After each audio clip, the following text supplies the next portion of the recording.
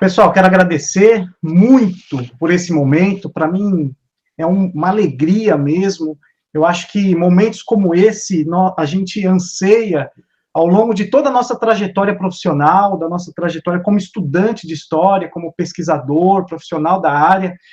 E nos últimos anos, a tecnologia, graças a Deus, permitiu esses tipos de encontros e eu tenho aprendido muito com vocês. Os encontros do ano passado, eu assisti, teve talvez um ou outro que eu ainda não consegui, mas todos os que eu vi, aprendi muito, e o próprio grupo de discussão também do WhatsApp, vem muitas informações interessantes e discussão de ideias, ideias às vezes divergentes, mas que enriquece o nosso olhar, né, e ampliam a nossa perspectiva sobre essa relação entre a história e a fé cristã.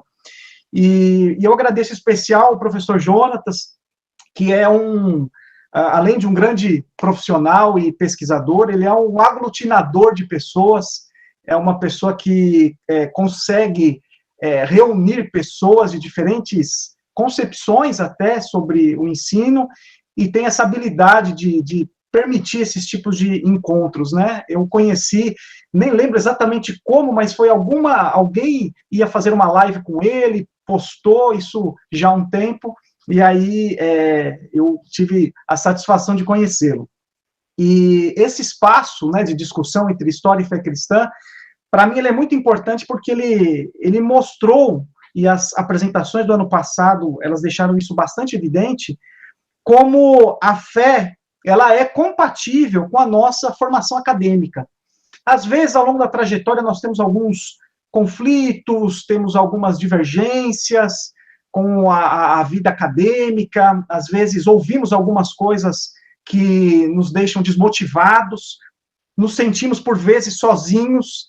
No meu período de graduação, tive momentos difíceis de discussão ali com professores, ou às vezes alguma aula que trouxe ali algum questionamento, e eu não tinha com quem discutir, mas eu sempre procurei encontrar amigos cristãos para a gente debater, discutir, e nós não temos, às vezes, todas as respostas no momento em que nós queremos, mas ao longo da vida, a experiência de vida, ela vai, graças a Deus, trazendo essas respostas, e esse tipo de encontro permite, né, que a gente amplie o nosso olhar.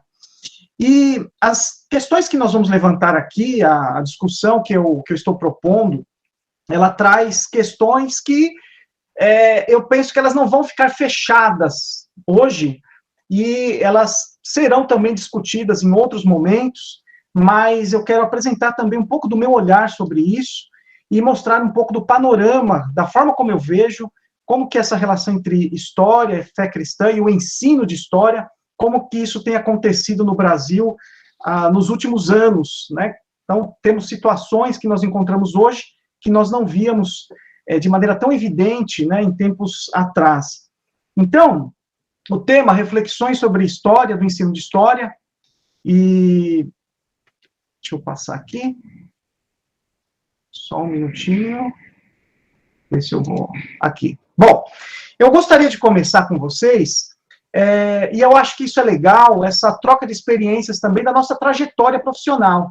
Eu queria compartilhar um pouco com vocês da minha experiência, até para vocês saberem de onde estou falando, e entender um pouco dos meus argumentos aqui também, né? Então, como já foi dito, eu tenho a graduação, o doutorado em História, aqui em São Paulo, pela Universidade de São Paulo. Eu sou professor de instituições educacionais adventistas desde 1996. Eu trabalhei como assistente técnico pedagógico e professor numa diretoria de ensino aqui do governo do estado, no município de Carapicuíba e Cotia, por um tempo, e eu faço os materiais didáticos de ensino fundamental e médio pela Casa Publicadora Brasileira desde 2007, um amigo meu, historiador cristão também, Edson Xavier, e esse material é usado em escolas adventistas em todo o Brasil e por outras instituições educacionais também que adotam o material. Eu sou um dos autores, junto com uma amiga de Goiás, a professora Itatiara Teles, dos referenciais curriculares de história para a rede educacional adventista. E atualmente, desde 2008, eu trabalho como consultor técnico legislativo, né, na área de história, é o nome do cargo de ensino superior na instituição, lá na Câmara Municipal de São Paulo. e eu fui supervisor também do arquivo geral da instituição por 6 anos, tá? Então, tenho esse trabalho também com questão documental, com arquivos. Então, esse é um resumo aí da minha trajetória, e eu coloquei um material do 6º ano, tá, de História, e o material do ensino médio, tá? Fiquei feliz em saber, o professor Jonatas, numa fase aí da vida, ele foi professor também de escola adventista do Rio Grande do Sul, usou o nosso material, mas esse material é um material novo, passou por reformulações, e nós temos tentado amadurecer a discussão sobre o ensino de história e também essa relação entre fé e ensino também. Nosso material faz parte do chamado sistema interativo, que são todas as disciplinas que compõem um sistema apostilado para as escolas. Nessa noite eu escolhi um texto da professora Circe Bittencourt. Ela é uma especialista, né, conhecida na área de ensino de história. Existem vários especialistas. A gente percebe que, ao longo do tempo, aí, os estudos em ensino de história tiveram um grande avanço. Temos muitas publicações de vários estados. Eu escolhi a Circe porque é uma das pioneiras aí do estudo dessa questão do ensino de história. Tem um livro bastante interessante, é uma grande síntese, né, do que existe em discussão, que é esse livro, Ensino de História, Fundamentos e Métodos. E o texto que eu escolhi, Reflexões sobre o Ensino de História, é um texto que ele me chamou a atenção porque ele traz alguns insights que servem para as nossas questões e sobre essa relação entre fé e ensino, tá? Bom, mudanças no ensino de história ao longo do tempo. Uma das frases aí que aparece no texto dela, e resume um pouco dessa trajetória do ensino de história, é que o ensino de história ele veio de um estudo mnemônico, relacionado, então, à memorização, um estudo mnemônico sobre um passado criado para sedimentar uma origem branca e cristã, apresentada por uma sucessão cronológica de realizações de grandes homens para uma nova disciplina constituída sob paradigmas metodológicos que buscam incorporar a multiplicidade de sujeitos construtores da nação brasileira e da história mundial. Então, esse é um argumento que ela coloca, um argumento síntese aí do texto. Quando nós falamos de ensino de história, ele está presente ao longo do tempo em diferentes sociedades desde a antiguidade, né? Não vamos voltar tanto aí no tempo, mas eu quero ressaltar perspectivas sobre o passado nas culturas hebraica e greco-romana, na antiguidade, formas de narrar a história que influenciaram a nossa formação. Aí nós temos também o papel da oralidade em sociedades ágrafas, africanas e indígenas. Isso é algo também bastante discutido nos últimos anos. E aí a história, como que ela foi vista, né? Ora mestra da vida, ora história dos príncipes, ora sinônimo de tradição e memória, fundamento das leis consuetudinárias, por exemplo, ou simples ramo da retórica, a história foi confrontada no século XVIII e XIX com o esforço de torná-la uma ciência. Então, aí nós temos diversos momentos de como a história e o seu ensino foram vistos, tá? E aí nós temos a Circe, a professora Circe, ela coloca no texto, ela faz uma discussão sobre o conceito de humanidades clássicas, né? Ela diz que desde o século XVI, isso até antes, né, na Idade Média, isso era também forte, né? Mas a partir do século XVI, o ensino de história ele era parte das humanidades, considerada a formação originária dos antigos gregos e romanos, junto a uma formação centrada no estudo de autores cristãos. Então, o currículo de humanidades clássicas, ele envolvia o estudo de textos antigos em latim, preferencialmente em latim, considerados textos clássicos. Ela pretendia, né, formar as elites versadas em línguas antigas e capazes de fazer bons discursos, seja no âmbito político ou religioso. Procurava-se minimizar as contradições entre as ideias pagãs dos autores greco-romanos e os autores cristãos, tá? Os jesuítas, eles utilizaram, né, autores clássicos em latim nas regiões colonizadas, e o Brasil também, com a vinda dos missionários jesuítas, na formação das elites coloniais, recebeu a influência dessa concepção de humanidades clássicas, que envolvia também aquela noção, né, do trivium, do estudo do trivium, né? Nessa imagem nós temos aí a lógica, a retórica e a gramática. Tá? A gente vai voltar um pouco a essa questão, porque até concepções de ensino clássico e ensino clássico cristão, eles também têm sido atualmente bastante divulgados, resgatados e discutidos no meio de ensino cristão. Bom, tratando ainda do ensino de história no século XIX agora, damos um salto no tempo, nós percebemos a presença nos currículos ocidentais, por ser uma disciplina que fornecia o sentido do progresso da humanidade e a árvore genealógica das nações europeias e da civilização. Então, a história no século XIX, ela tinha essa concepção de trazer um sentido do progresso para a história humana. E nesse contexto de formação do nacionalismo europeu, a história ela tinha essa função também de resgatar o passado das nações, preferencialmente um passado heróico das nações europeias. Então, essa imagem, A Liberdade Guiando o Povo, né, de Delacroix, de 1830, é uma representação desse momento do nacionalismo e de como a história ela passa a ser vista, né? Bom, nós temos aí o enfraquecimento das humanidades clássicas no século XIX. Então, no século XIX começam alguns embates em relação ao ensino e como o ensino deveria ser feito. Isso já na primeira metade do século XIX, essa discussão ela se intensifica na segunda metade do século XIX, e aí nós temos um ensino escolar em língua materna, com valorização de mestres a serviço do Estado e não da Igreja. Essa é uma tendência gradual no século XIX, tá? Então, ao invés da valorização do ensino clássico, que envolvia essa preocupação com o latim, nós temos uma preocupação no século XIX crescente com a língua materna. Nós temos uma cronologia dos fatos para evidenciar o rumo certo dos acontecimentos. Então, uma cronologia preocupada em mostrar uma história verdadeira das nações.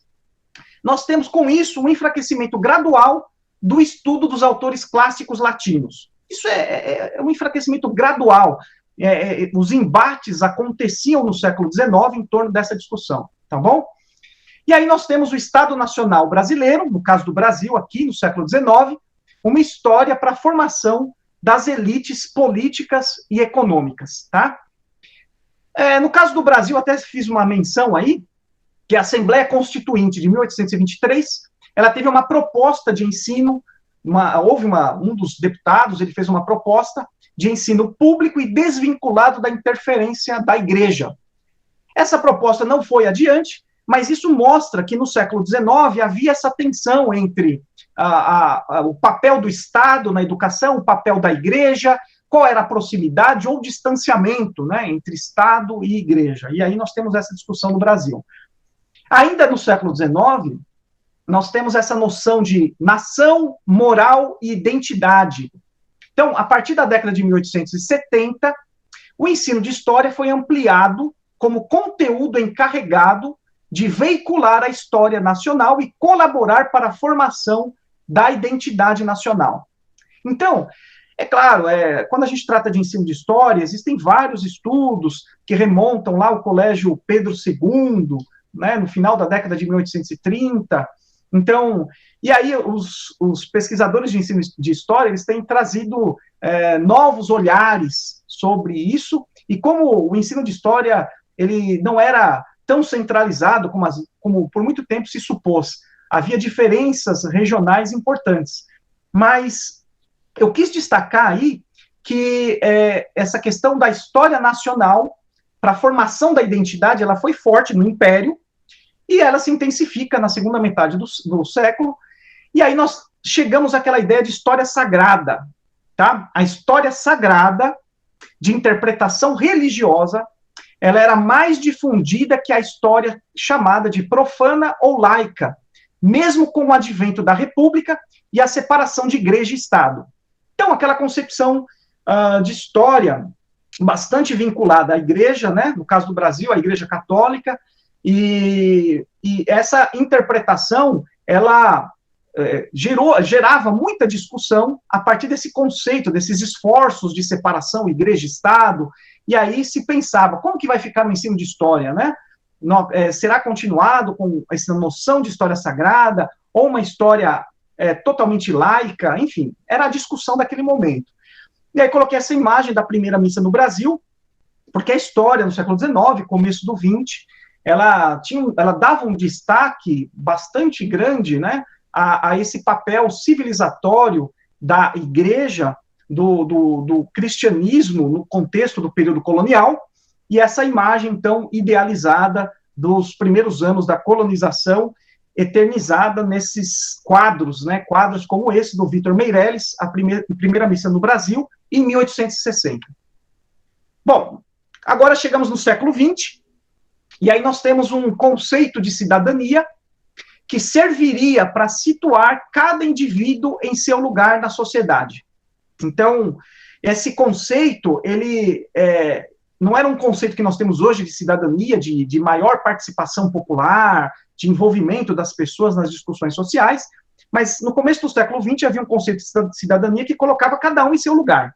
Qual é o papel dos grupos dirigentes, qual é o papel dos grupos trabalhadores, tá? Então, e aí com isso aprendia-se que a história era feita por grandes homens, seres de uma elite predestinada que haviam criado a nação e deveriam conduzir o seu destino, tá? Então, essa ideia de grandes homens, heróis e personalidades do passado, tá? Que deveriam conduzir o destino da nação, e aí, no caso, sobretudo aí na Primeira República, afastando, né, a participação popular das discussões políticas, restrições ao voto, enfim, várias questões aí que a gente estuda nesse período. No caso do Brasil, valorizava-se a história dos portugueses, representantes da civilização e do cristianismo, que possibilitou a formação de uma moral sem preconceitos. Era esse um conceito, e a Circe, ela coloca isso no texto dela, tá? Claro, havia vozes dissonantes, por exemplo, entre grupos anarquistas que queriam romper com essa visão e propor uma outra ideia de história. No caso das escolas confessionais protestantes, eu me pergunto, e aí, quem sabe, é um tema para pesquisa, né? Se alguém se debruçar sobre esse assunto, como que a história do Brasil ela era ensinada? Como era ensinada a história do Brasil nas escolas confessionais? Que materiais eram utilizados? Eram esses materiais que mostravam uma história sagrada? Enfim, é uma curiosidade, tá? Coloquei essa imagem do Tiradentes esquartejado, que é uma representação do pensamento da época, de 1893, quadro do Pedro Américo, que também faz essa interlocução, né, entre o fato ali da morte do Tiradentes e a sua imagem representando ou parecida, né, em paralelo com a imagem de Jesus, né? Então, essa ideia essa idealização de personalidades e de pessoas, no caso aí do contexto republicano. Bom, e aí nós temos essa discussão da história sagrada e a história profana, ensino laico ou ensino religioso? No caso da história, eu estou falando. Mas qual história sagrada? A Circe, ela mostra aí no texto dela, tem uma frase que ela diz, qual era a história sagrada que era ensinada? Estou falando aí século XIX, começos do XX. Então, ela diz, clérigos do Brasil e da França, principal referência para o ensino no Brasil, consideravam falso um estudo da história que começasse antes do nascimento de Cristo e argumentavam que muito mais moderna é a história eclesiástica, assim como as histórias dos imperadores e reis cristãos, por serem fatos comprovados pelos textos escritos. Então, era uma história sagrada, de inspiração católica, né? E que ela privilegiava uma história eclesiástica dos imperadores e reis cristãos, tá? Então, havia uma concepção sobre Idade Média, enfim. E aí, nessa discussão de ensino laico ou religioso, havia discussões, por exemplo, em torno da origem do ser humano. Como que vai aparecer isso no material de história? Isso vai aparecer como com referências bíblicas, ou retira todas as referências bíblicas? Essa era uma discussão também no período. A influência de historiadores da escola metódica, já foi falado em outros encontros, de positivistas, determinou o discurso de situar a história como conhecimento científico nos parâmetros de fins do século XIX e começo do XX. Então, isso foi reduzindo a influência dessa concepção de história sagrada. Veja que eu não estou tratando aqui da história, do ensino de história, a partir de mudanças nas questões das escolas, da ampliação do acesso ao ensino ou não. Essa é uma discussão bem ampla. Estou pegando esse ponto que eu acho que ele nos toca muito nessa discussão. Aí tem um livrinho que fala sobre história sagrada, né, um exemplo de ensino, de livros didáticos que eram produzidos no período. Bom, nós temos então, na República, Civilização e Progresso, obras didáticas que estimulavam as novas gerações a incorporarem o sentido da predestinação do povo europeu, da raça branca cristã originária da Grécia e Roma, determinante dos rumos de todos os povos. Então, mesmo que houvesse uma redução da influência da história sagrada, houve uma conciliação com a laicidade da história da civilização, com essa ideia de história de civilização, porque valorizou-se com isso a atuação da Igreja Católica na constituição da civilização europeia, sobretudo na Idade Média. E aí as escolas confessionais protestantes, como é que elas tratavam essas temáticas, né? É também mais uma pergunta para quem se aventurar nesse tipo de pesquisa. Então, a história da civilização ali, na primeira metade do século XX, que aparecia em livros didáticos, ela valorizava bastante esse papel da Igreja Católica, havia uma concepção de Idade Média também, e aí eu me pergunto, as escolas confessionais protestantes, como é que tratavam isso, né? Que materiais utilizavam? Bom, isso aí fica uma pergunta para quem for pesquisar esse tipo de tema, né? Mantinha-se o método catequético do humanismo clássico com as práticas de aprender de cor e os feitos de grandes personalidades e governos. Então, veja, o chamado método catequético, lá desde o século XVI ali, com aquela concepção de história mesmo, de memorização, e aí a própria Circe Bittencourt, no livro dela, ela faz essa distinção entre uma memorização mecânica e uma memorização produtiva e necessária, porque o ensino de história, ele envolve a memorização.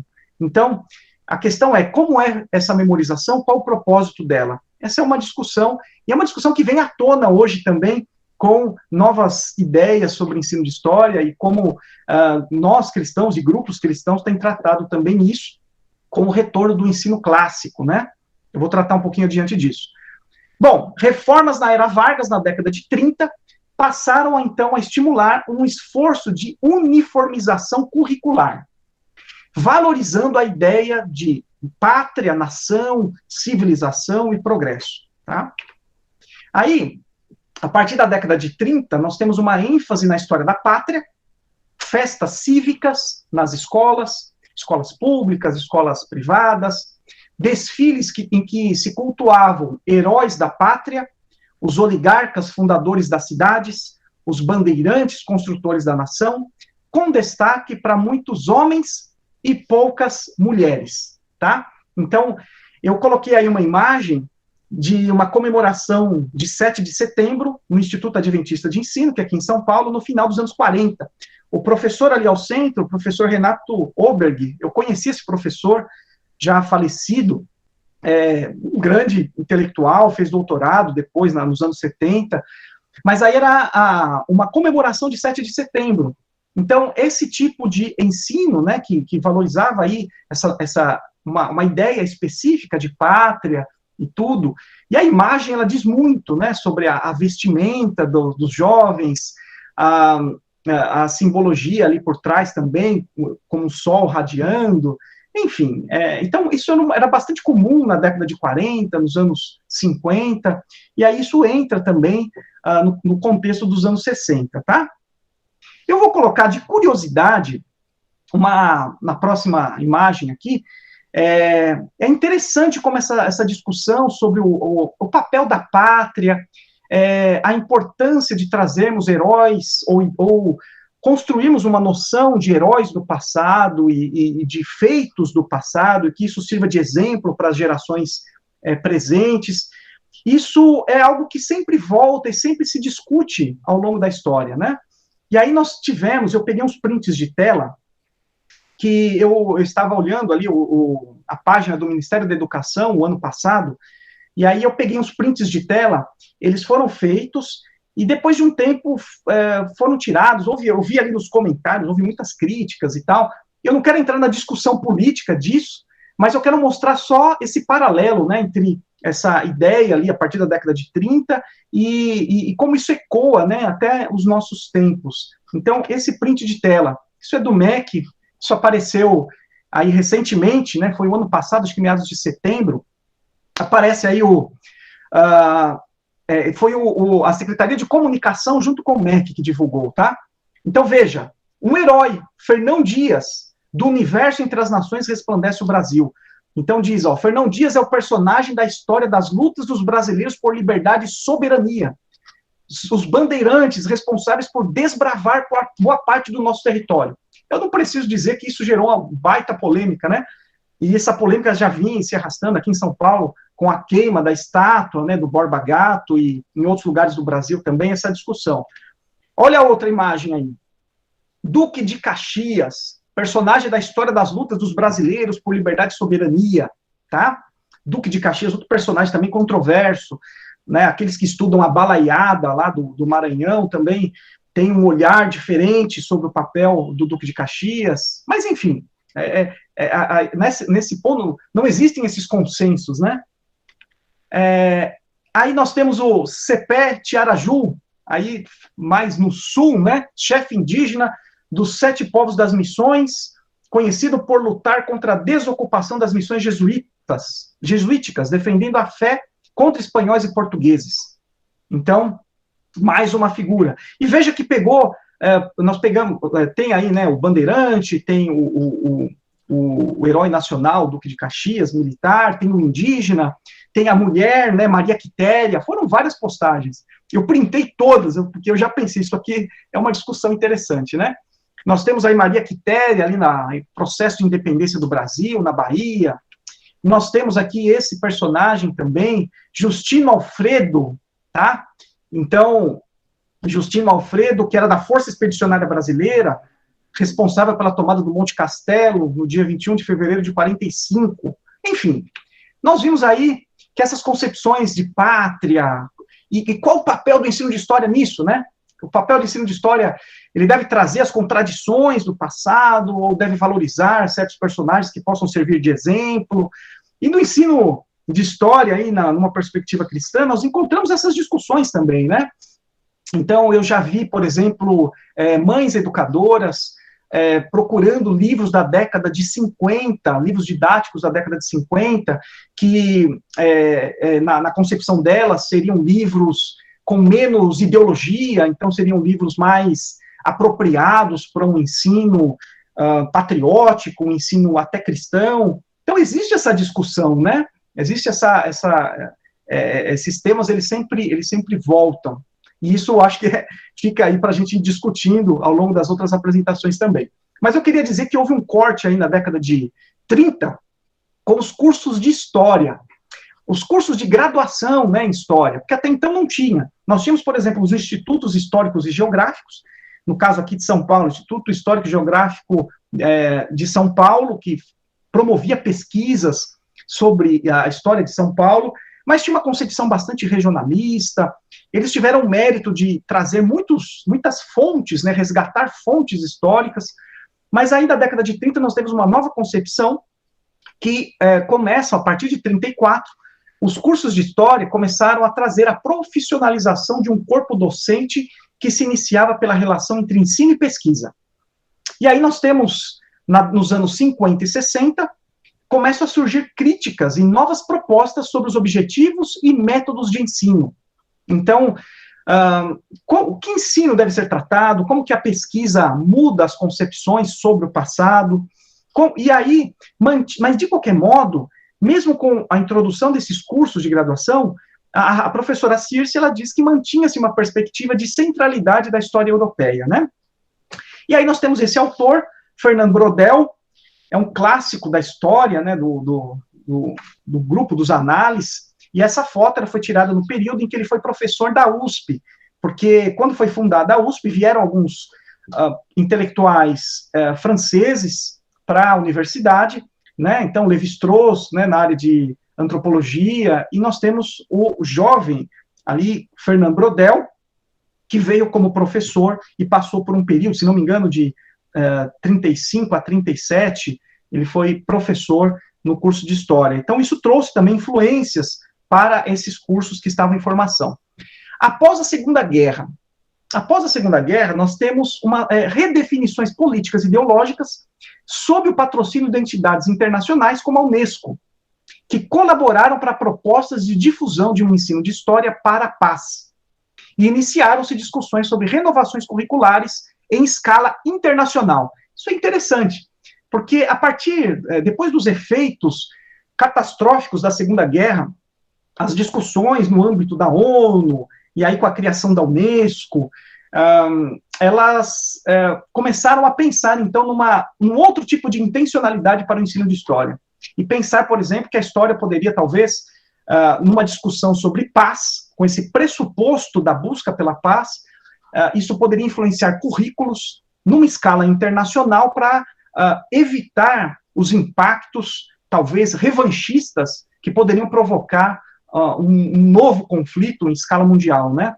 Então, e é claro também, vocês sabem muito bem que existem muitas discussões sobre essa questão do papel da Unesco, essas formulações curriculares em escala global, e qual o efeito disso, né?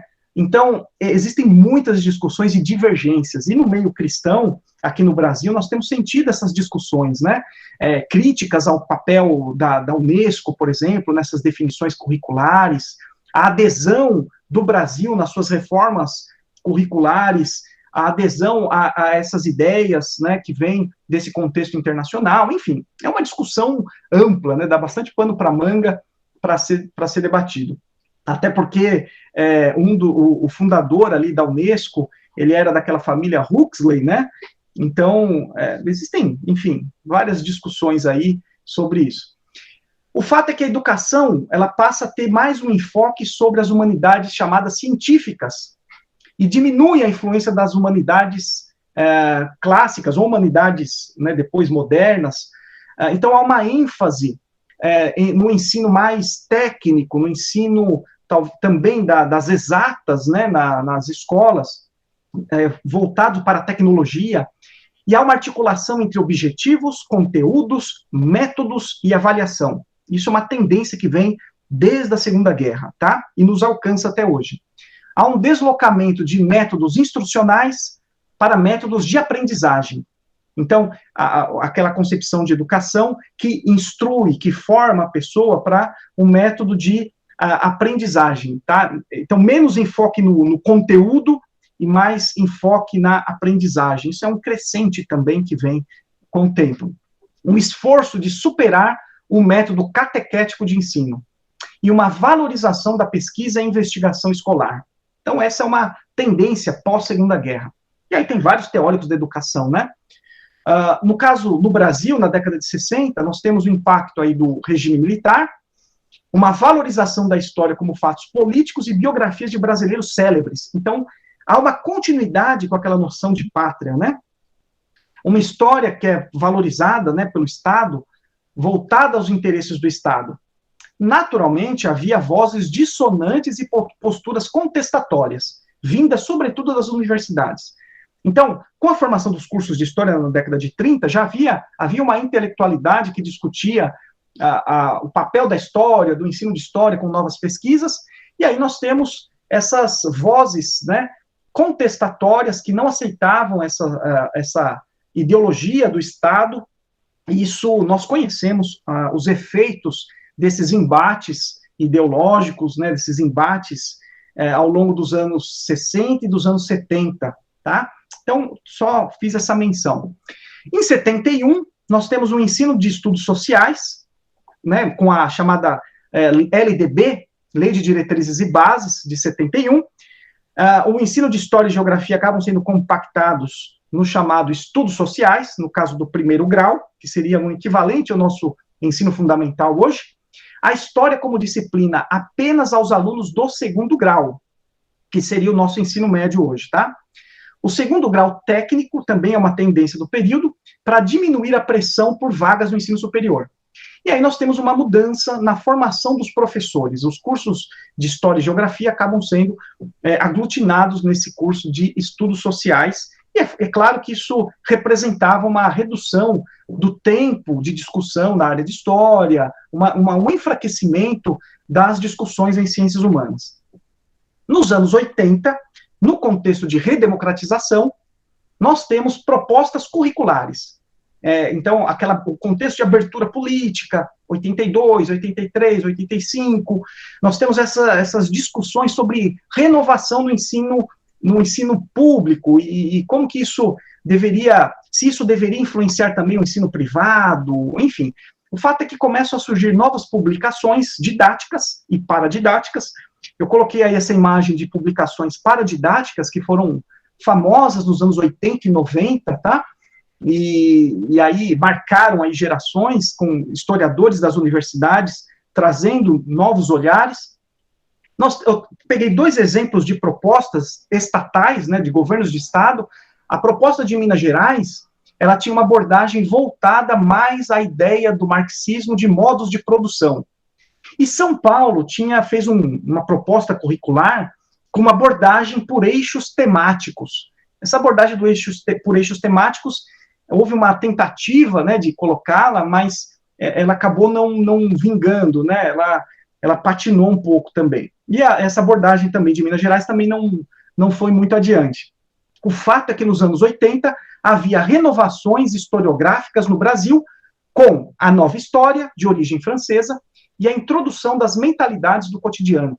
Essas renovações historiográficas traziam para a sala de aula e para os cursos de formação de professores essa incorporação de múltiplos sujeitos ao longo da história. Então, uma preocupação maior com a história indígena, com a história do negro no Brasil, uma rediscussão sobre a escravidão, uma crescente valorização da história da África, né, que vai crescendo aí na década de 90 e nos anos 2000 também. Então, nós temos aí essas renovações historiográficas que vão sendo trazidas e mudando a ideia que havia sobre o ensino. Isso chega até os anos 90, com a nova Lei de Diretrizes e Bases, de 96, e aí nós temos, em 97, os Parâmetros Curriculares Nacionais, e 97 e 98, primeiro e segundo ciclo, terceiro e quarto ciclo, que seria o nosso ensino fundamental, né? Parâmetros de ensino médio com as ciências humanas e suas tecnologias, os parâmetros curriculares como referência aos conteúdos e metodologias de ensino, uma preocupação com o uso de novas linguagens e tudo mais. Esse documento é um documento bastante atual ainda. Já se passaram aí 26 anos, né, dessa lei de diretrizes e esses documentos, aí mais de 20 anos, mas vale a pena a leitura porque eles trazem um olhar que a gente percebe as mudanças que aconteceram. É claro que havia nada em história consensual, né? Sempre há discussões, sempre há embates, grupos, né, e intelectuais mais preocupados com aquele ensino que era praticado anteriormente, outros que queriam um rompimento completo com o ensino anterior, muitos discutiam qual o papel de uma concepção religiosa nesses documentos, e criticavam talvez sua exclusão, né, desses documentos, enfim. Então, nada é feito de maneira consensual, né? A gente está descrevendo aqui essas mudanças. E eu quero dar um salto aí no tempo. Eu comecei como professor em 96, e eu acompanhei aí esses documentos, essas mudanças, tudo, e nós temos aí a mudança mais recente também, vocês sabem, não sem polêmicas, e o professor Jonatas, aí no próximo encontro, vai ter essa missão, né, de tratar dessas polêmicas em torno da Base Nacional Curricular Comum. E eu peguei 2 trechos aí da professora Circe, que eu achei eles bastante significativos para a nossa discussão aqui sobre relação fé e ensino também, tá? E vocês sabem as polêmicas aí que existem em torno disso. Trecho dela, tá? Tem se realizado de forma inédita com prioridade a interlocutores internacionais e internamente com uma exclusão quase que total das universidades. Delegou sua elaboração a gestores empresariais cujos princípios se fundamentam nas premissas do Banco Mundial. Essa é a crítica que a Circe Bittencourt faz, de que a BNCC ela estava, de certo modo, fundamentada em premissas internacionais, né, naquele contexto que nós falamos, sobretudo do Banco Mundial, e aí voltado para o ensino mais técnico, noção de empreendedorismo, que aparece bastante na BNCC. Outra crítica que ela faz, a BNCC aponta para uma modernização dos conteúdos e dos métodos escolares, tendo como premissas as novas vivências da geração das mídias, do individualismo e do jovem cidadão consumidor, cujo sonho é se integrar ao sistema capitalista globalizado, que o torna dependente da aquisição contínua de novas tecnologias. Nesse contexto, os currículos de história podem ser transformados novamente em currículos voltados para a difusão de uma religiosidade, que, na atualidade, corresponde à introjeção do capitalismo como religião, conforme Max Weber e Walter Benjamin já haviam anunciado. As críticas existem em relação à BNCC, existem aqueles que apoiam, aqueles que a criticam, crítica nas universidades, a gente percebe, críticas entre certos grupos de esquerda também, e até grupos conservadores também que criticam a BNCC sob o argumento de que seria um currículo globalista, né? Vocês já devem ter ouvido essa crítica também à BNCC. Então, de vários lados, existem aqueles que acham que não deveria ter uma base nacional curricular comum, tá? E grupos cristãos também que defendem, não deve ter um currículo que sirva, né, como parâmetro para todos, tá? Porque isso no futuro poderia trazer impactos ou obrigatoriedades de temas que poderiam ser comprometedores, enfim. Vou deixar essa discussão para o professor Jonatas aí no próximo encontro. Agora eu quero chegar no ponto que é mais importante para mim, tá? Perspectivas cristãs do ensino de história, tá? E aí ficam aquelas perguntas. Como a nossa fé influencia nosso olhar sobre as propostas curriculares e sobre nossa prática de ensino? Que intervenções podem ser feitas no currículo de história, tá? Bom, eu quero mostrar para vocês algumas discussões dos últimos anos e desafios entre professores de história cristãos. Ismael, só mais um pouquinho, viu? Eu vou pegar esse ponto aqui, que eu acho que ele é bem... Certo, professor, fica à vontade. Vamos lá. Pessoal, vocês têm visto, né? A gente tem visto aí em redes sociais e conhecemos certamente pessoas e eventos. Eu participei de um evento sobre educação clássica cristã, só há uns 3 anos atrás, achei bem interessante, foi um evento aqui em São Paulo, e aí essa retomada, né, dessa educação clássica, numa perspectiva cristã, em escolas confessionais e no homeschooling, que também é algo que vem sido bastante discutido nos últimos tempos. A educação clássica, ela tem essa valorização do trivium, com a etapa da gramática, da lógica e da retórica. Esse livro aqui, esse livro eu comprei até nesse evento, e essas discussões, elas me chamam bastante atenção, porque eu tenho um filho pequeno também, tenho um menino de 5 anos, um que logo vai fazer 3, e esse livro, Ensinando Trivium, ensino clássico de ministrar, estilo clássico de ministrar a educação cristã em casa, tá? O trivium teórico. Então, essa ideia de trazer essas concepções que mais antigas, né, e mostrar como elas são positivas, essa discussão aí que acontece. Nós percebemos, então, também uma valorização das línguas clássicas novamente, né? Nós temos aí o grego, o latim, o hebraico, tá? A importância da memorização na educação clássica. E eu peguei um material, eu até comprei esse material para conhecê-lo, né? O Classical Conversations, tá?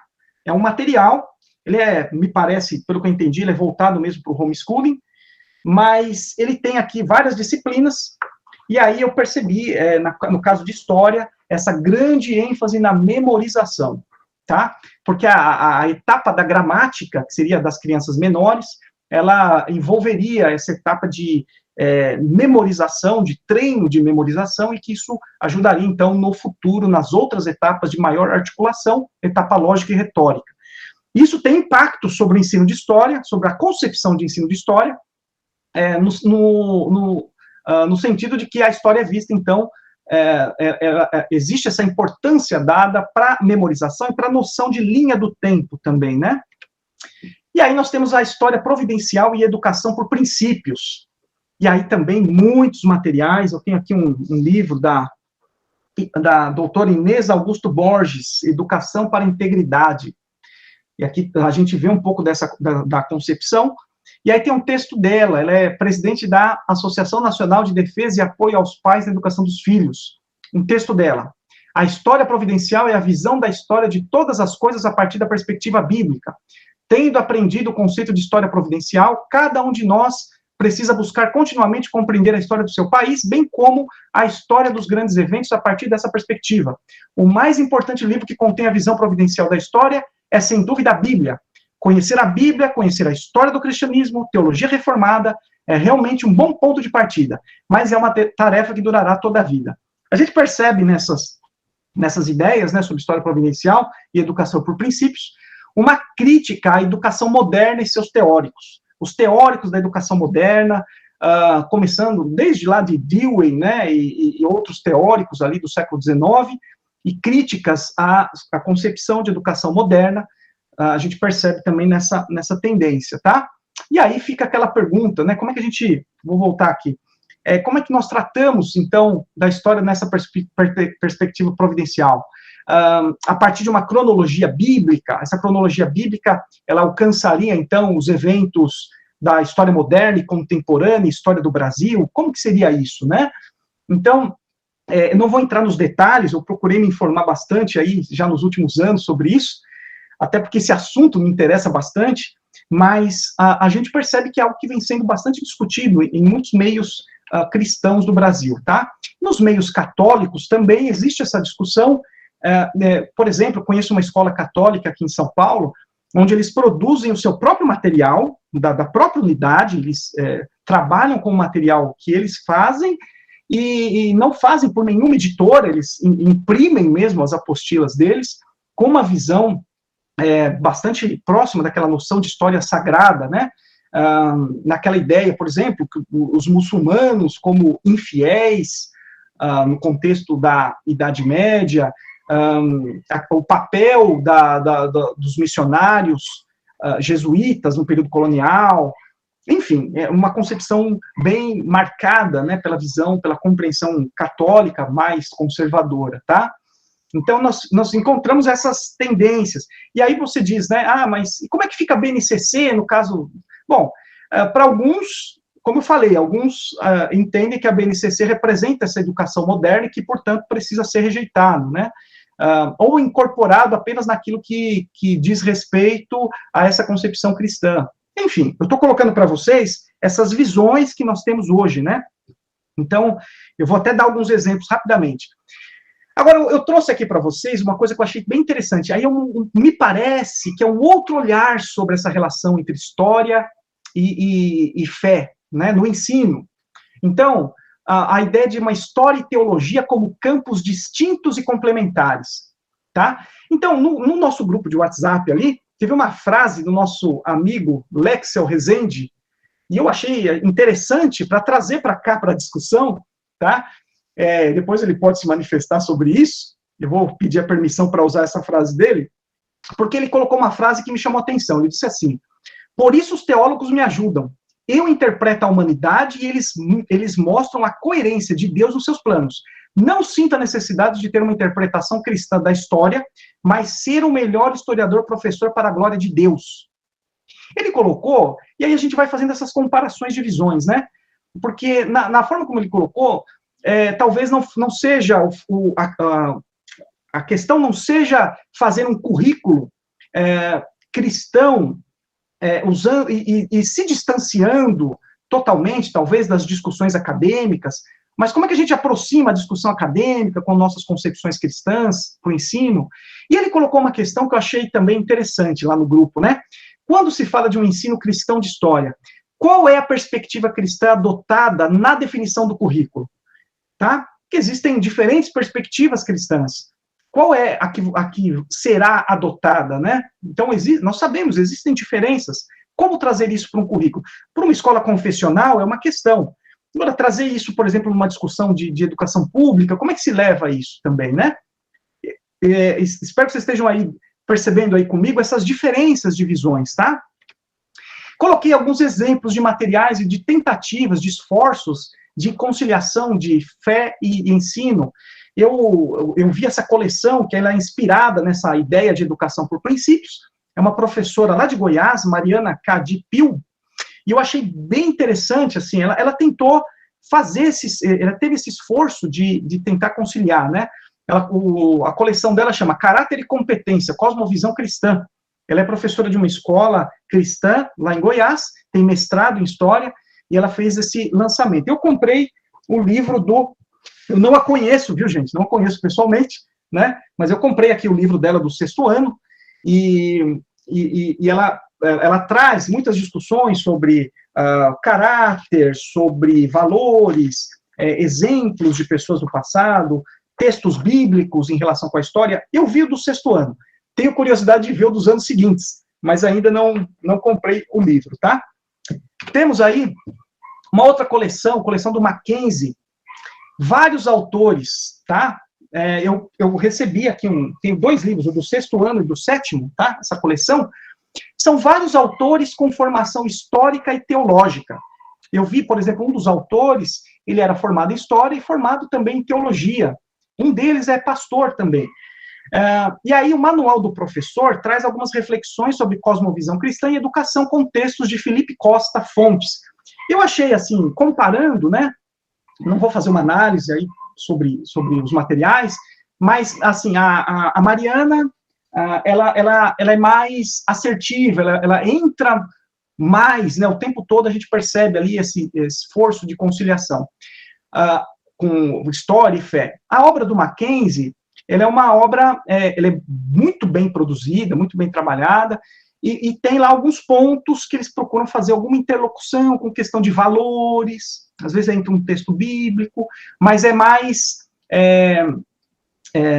um pouco, não entra diretamente em alguns temas aí mais polêmicos, tá? Então, existe uma diferença entre concepções, não estou emitindo aqui um juízo de valor sobre qual é melhor ou qual é pior, estou mostrando as diferenças mesmo entre os materiais, tá? Mas o manual traz esse ponto. E eu queria também destacar que existem também professores de história que estão procurando produzir materiais para, por exemplo, nesse contexto de homeschooling, né, trazer materiais de uma história de perspectiva cristã para as famílias educarem os filhos, né? Tá? Um deles é o professor Silas, também, que foi entrevistado pelo professor Jonatas, há um tempo atrás, acho que foi o ano passado, e ele tem também um canal, tem uma página também no Instagram, e ele discute esse olhar a partir de uma cronologia bíblica mesmo, e tratando a história, tá? Bom, e aí, eu queria trazer para vocês, nós temos essas diferentes perspectivas, agora eu quero puxar um pouco o que eu produzi também, tá?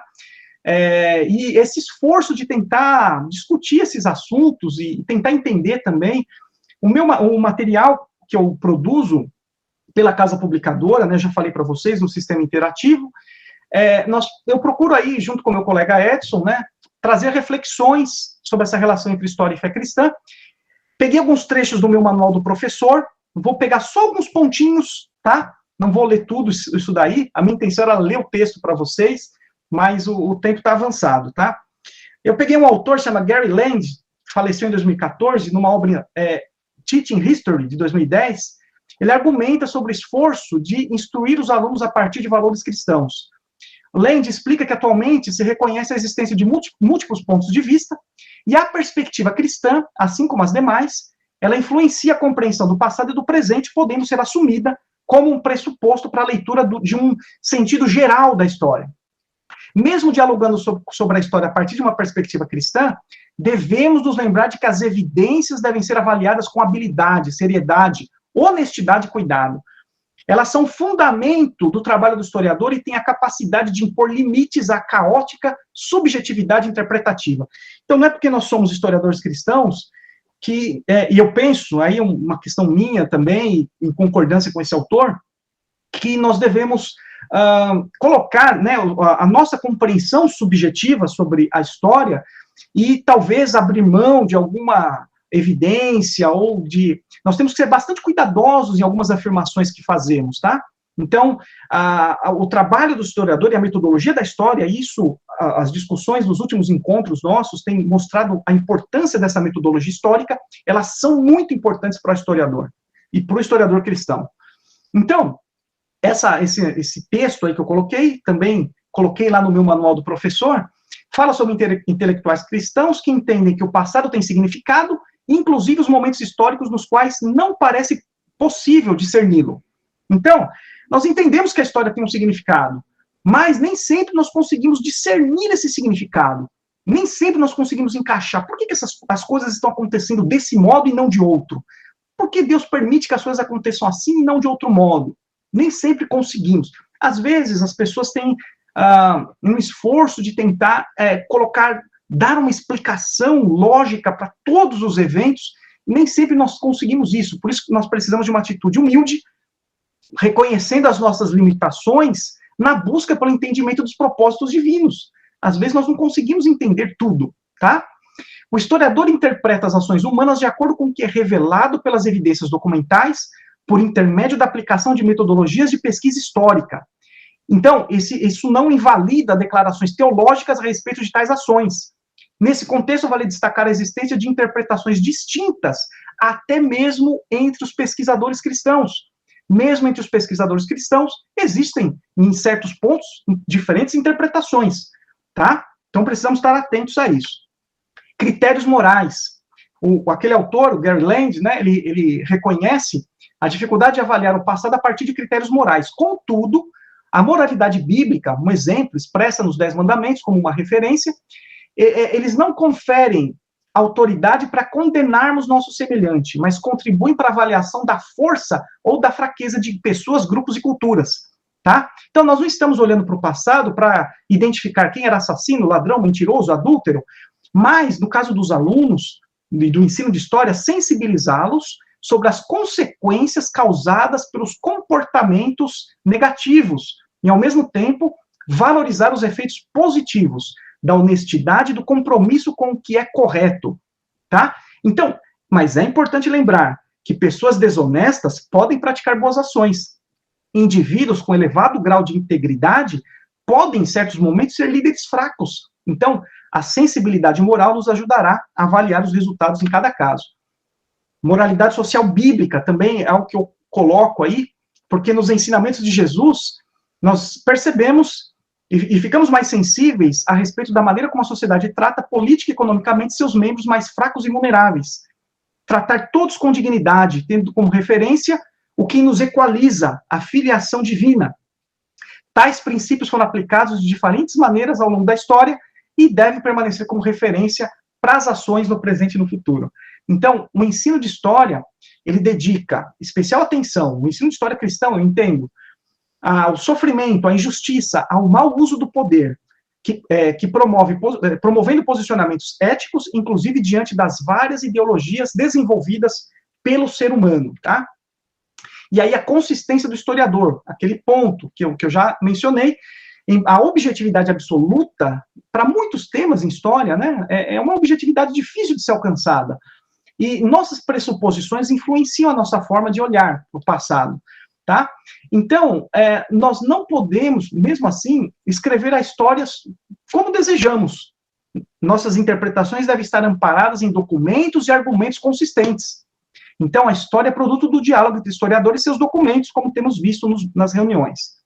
Os nossos valores morais nos tornam sensíveis à dimensão moral do processo histórico, tá? Então, os historiadores, qualquer historiador faz um juízo sobre o passado, né? Quando nós falamos que o nazismo é uma coisa ruim, é nefasta e tudo mais, nós estamos emitindo um juízo sobre o passado. E o historiador cristão faz esse juízo também sobre o passado a partir do seu olhar. E é o próximo item aí.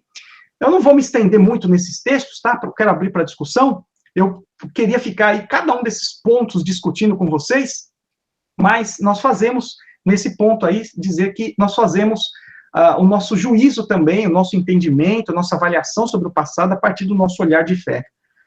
E aí, eu coloquei alguns objetivos do ensino de história cristão. Valorizar a Bíblia ao tratar de diferentes temas, verificando como seus ensinamentos inspiraram pessoas ao longo do tempo. Então, a história do cristianismo é algo muito interessante e precisa ser trabalhado. Valorizar a busca honesta pela verdade histórica. Repudiar as diferentes formas de preconceito e os efeitos negativos das desigualdades sociais. Compreender as circunstâncias de vida, os valores, as consequências das ações das pessoas. Ter empatia com aqueles que lutaram pela justiça e se decidiram a ajudar a outros. Cultivar uma postura investigativa sobre o passado.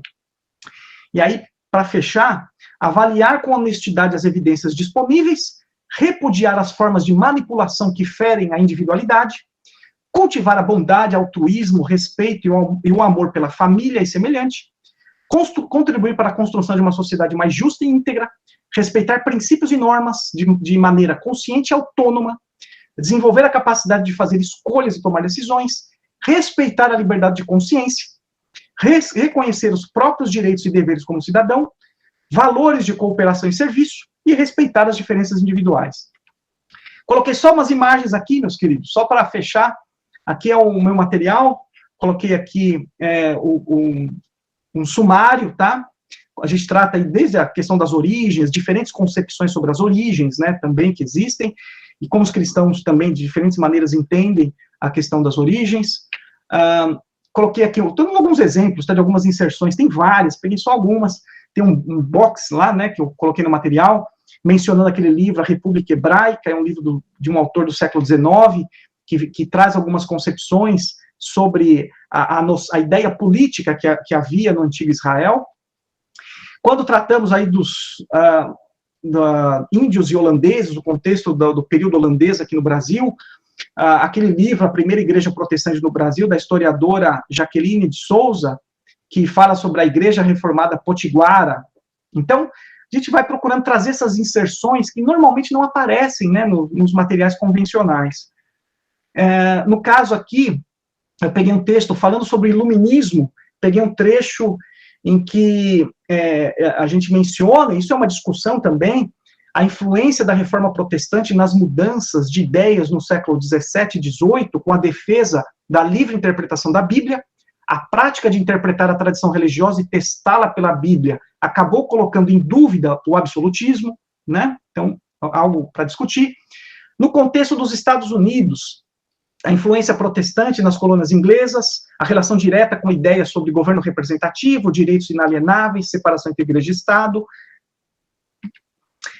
No contexto da Revolução Francesa, a questão da descristianização, o esforço, né, de descristianização e secularização. Nos materiais convencionais, isso é pouco mencionado, essa dimensão religiosa também que havia na Revolução Francesa e as consequências disso, né?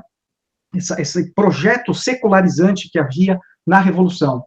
No caso do contexto da Revolução Industrial e pós-Revolução Industrial, as posições das igrejas no novo cenário social, então, o protestantismo inglês e as reivindicações trabalhistas, são coisas que nós encontramos nos livros de história do cristianismo, e a gente vai trazendo essas discussões também, procurando aí de maneira equilibrada, mostrando o papel do cristão ao longo da história, tá?